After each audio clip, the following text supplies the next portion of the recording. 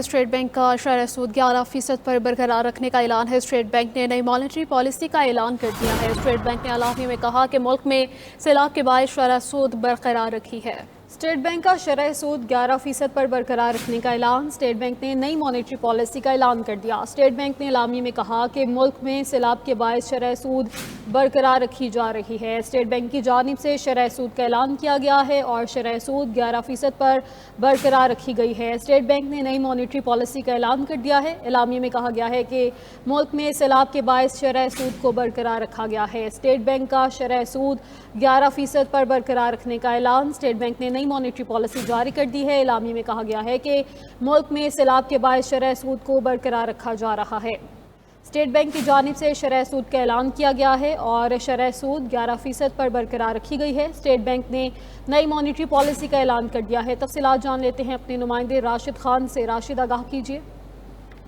جی بالکل، دیکھیے state bank نے مانیٹری پالیسی کا اعلان کیا اور آج مانیٹری پالیسی کا اجلاس ہوا جس میں فیصلہ کیا گیا ہے کہ ملک میں سیلابوں کی وجہ سے جو مانیٹری پالیسی ہے اس کو برقرار رکھا جائے گا، کیونکہ ملک کو زرعی طور پر نقصان ہوا ہے، اس کے ساتھ جو ہے معاشی صورتحال میں بھی کچھ خرابی ہے۔ اس کی وجہ یہ کہ ملک میں جس طرح سیلاب ہے، رابطہ سڑکیں بہی ہے، اسی طرح موٹر وے کو نقصان پہنچا ہے، ریلوے کو نقصان پہنچا ہے، جس کی وجہ سے ملک میں جو درآمدات اور برآمدات ہے وہ بہت زیادہ متاثر ہو رہی ہے۔ ملک کے لیے جو را مٹیریل ہے وہ پہنچانا مشکل ہے پنجاب کی صنعتوں تک اور دیگر ملک کی صنعتوں کو۔